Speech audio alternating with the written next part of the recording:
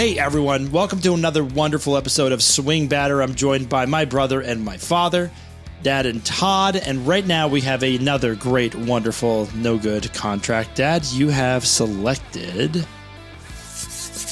Well, this is the classic one, I think. I've selected the famous Baltimore Oriole by the name of Chris Davis.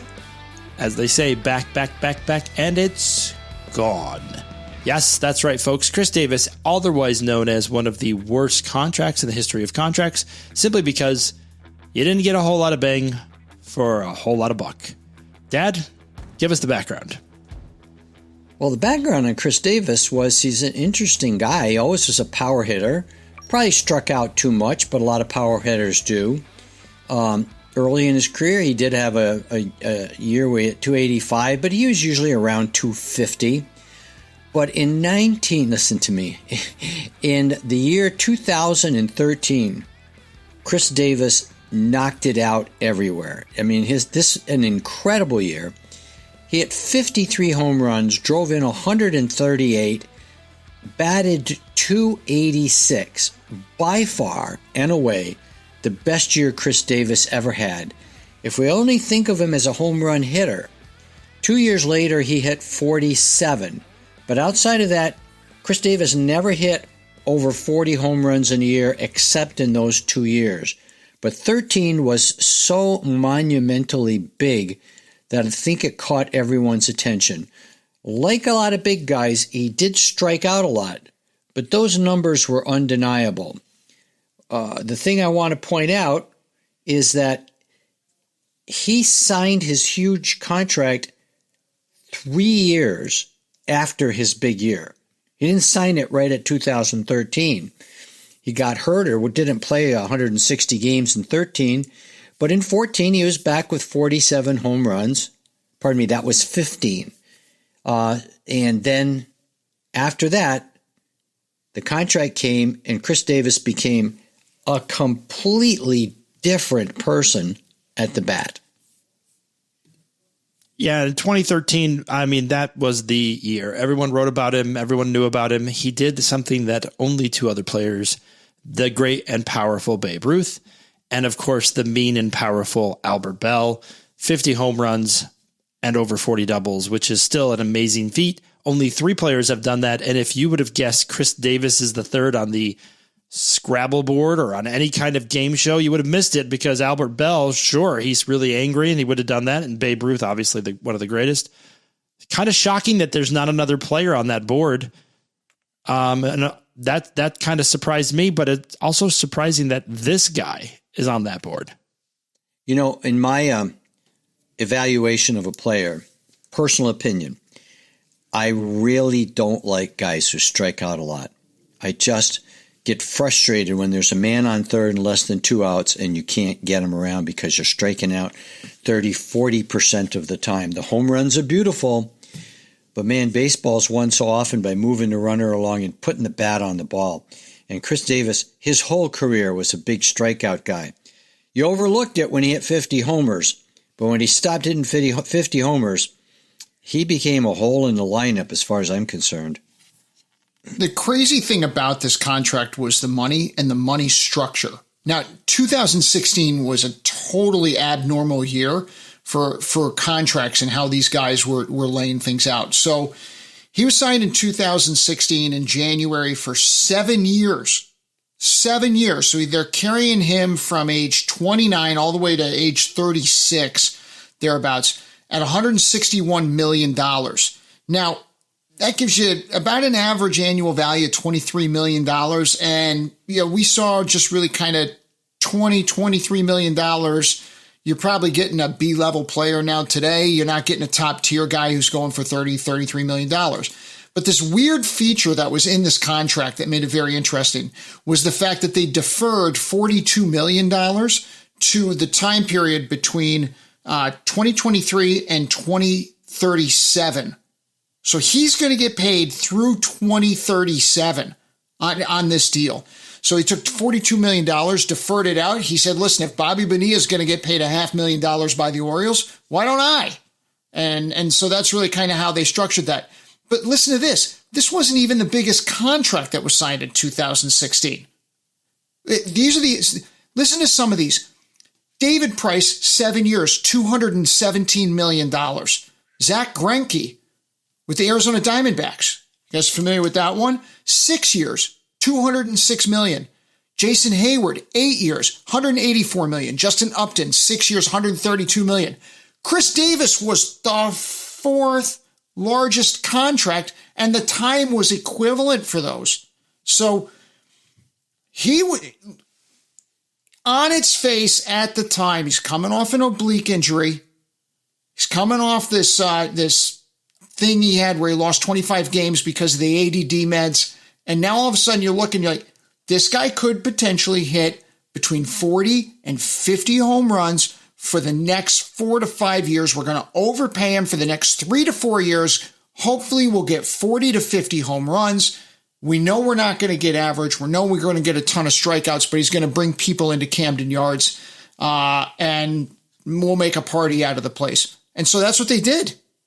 That was the deal for the owners, and that was the deal they made with Chris Davis. So reading into the market, and when you're talking about market value, I think there's trends and there's spikes, if you will. So when you're looking at $200 million contracts, 6 years, 7 years, those kind of things, this is kind of the trend of what was going. So he kind of fell after 2 years of arbitration into this, I'm ready to get paid. You've put me off, and now you're ready to pay, and this is the going rate. A lot of teams do that because they're hoping in arbitration they can either make a deal or the player stumbles a little bit and then they can get more of a deal out of it for the team. And in this case, he really didn't stumble too bad, to Dad's point. So this is the going rate. So they paid what, Todd, you probably would prefer to as the going rate. But as we zoom out and the years go by, this what happened next? This thing, just the wheels, just... What a merry-go-round. Dad, what do you got? What's the rest of the story? What happened is his first year of the big money, I don't think anybody paid much attention to this. He got paid a lot of money, but this guy came back. He didn't play a full season the year before. Played 160 games, hit 47 home runs, drove in 117. His batting average was at 260. You know, if you get Chris Davis 250 to 270, that's not bad. It kind of covers up the fact that he was striking out over 200 times, but you got what you wanted that year. You really did. You got a lot of home runs, you got a lot of RBIs. I think in 16. And that's why they signed the contract in January of 16. Yeah, and in 16, I would say the Orioles were thinking they got their money's worth. This is okay. But it ended. After 2016, a different guy showed up in the uniform. Totally different guy. So here's the problem that I have for a team. The GM has a guy, he's the cornerstone, hitting 40 home runs, batting 260. That, you know what you're going to get. He's building a team around that guy showing up. He signed him for so many years. So you start to build around this player, and then, to your point, like, this is just a barn fire. Well, it goes from leading the league in home runs in 2015 to 2016 leading the league in strikeouts. And there was another sign in 16, which I kept saying was an okay year. All of a sudden, his batting average dropped to 221. That was in 16. So the first year of the contract, we got 38 homers, but this guy wasn't getting much else other than homers. And that was the best year they got out of him. After that year, it got worse and worse and worse. Basically like watching the Toys R Us stock. For those that remember. Those kids that are still remembering that Toys R Us was a store. Chris Davis was once a baseball player. So Chris Davis's batting average in 16 dropped to 221. It never got up to 221 the rest of his career. Dad, what was it in 2017? 215. 2018? 168. That's so bad. Then 179. The last 3 years, the guy didn't even hit 200. Just the worst. The only thing that was 200 was his strikeouts. It's horrible. It's just the worst. At one point, he got in a fight with his manager at a game. I can only imagine we've all been around intimate work settings where someone's just not performing and the undertone of the commentary is not very good. This is a guy getting paid the most on the Orioles. The Orioles are not a good team. He's striking out so many times and he comes back to the bench as a DH. So he's sitting in the dugout the whole time. And I can imagine the managers just saying all sorts of things about him. Oh, you can't hit this. You can't hit that. You can't do this. Oh, there's nothing I can do, but I got to keep playing you because the GM paid you. So I can't bench you. I got to keep using you. When you have a guy in your lineup batting .220 and you put him in the lineup for the day, you expect that guy will get 0 or 1 hit tonight because that's about what he's doing every night. Now, I know batting averages aren't consistent like that, but basically a guy batting .220 in any lineup, it bats 8th or 9th on the team at that batting average. Now, he was he got 26 home runs the first year, and after that, he never hit 20 again. He just became a strikeout machine. Can you imagine how awkward it was? You're a 20-something-year-old kid. You're playing baseball. You're making a ton of money. The highest paid guy on the team can't function. It's like not a functioning baseball player.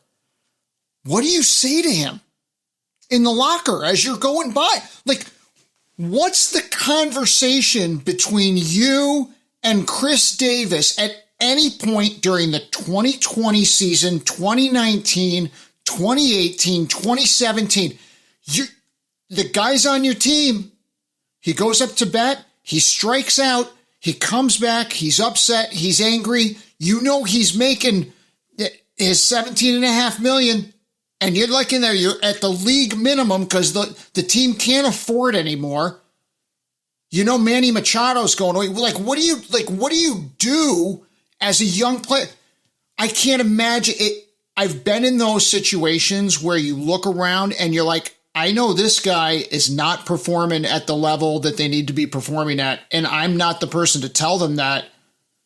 I just have to sit here and watch and ask how the weather is. A team you're cheering for gets a little rally started, and you look who's coming up next, and you go, this is a rally killer, because he's not going to move the runners. He's going to go out. Listen to this one. This is an unbelievable statistic. I had to read about it 3 times. Chris Davis at one stretch went 54 consecutive at-bats without a hit. If you bat 4 times a game, okay, we're talking about 12 games, about a week and a half of baseball without getting 1 stinking hit. I remember that. I followed that. That was great. That was the topic of conversation on the text chain. It was like, is it going to be another night? I was hoping he would keep it going. He had a good streak going. Listen, you got to win at something. Todd, you were asking what you would do with that individual. If you have an individual who's highly paid, poor performing, what you do is you go to dinner with him, and then you ask him to pick up the bill. And you fire him. No, you just ask him to pick up the bill and ask for some wisdom, and then you say, thanks so much. I'm going to head off. You got this? And he'll say, yes, sir, I got it. Because at this point, what is he good for? Storytelling and a good steak dinner. That's all that Chris Davis was good for. And you know what? Baltimore didn't have enough time for all the steak dinners he could afford. He was starting a young family. When all of this, all this occurs. I mean, again, the other thing that really is terrible, the guy's 30, 31. He's a young man. He's got a lot of life ahead of him. And his agent is super happy. And Chris, God bless you. I'm sure you're super happy too. And the Oriole fans to this day would rather have Albert Bell, an Albert Bell with one leg, a Bo Jackson with one leg, than a Chris Davis with all his fixins and everything he had going for him. Because this was absolutely horrific. So it ended pretty tragically too. Oh. The last 2 years of the contract, he and the Orioles decided to mutually part ways. They came out, he said he was retiring, and they took the retained salary, and he was paid out, but they deferred that too. So here's to you, Chris Davis. We hope you're taking care of the family. We hope you enjoy your salary till 2037. Most of us wish the same. Obviously, hope you saved up properly. Inflation's a killer, and we all know your salary's not getting any better. Dad, thanks for picking Chris Davis. I'm super happy to go over this another wonderful contract that we have at Swing Batter. Looking forward to the next one. Thanks, Todd. And I am your host, Brendan. Enjoy your evening, everyone. Did he?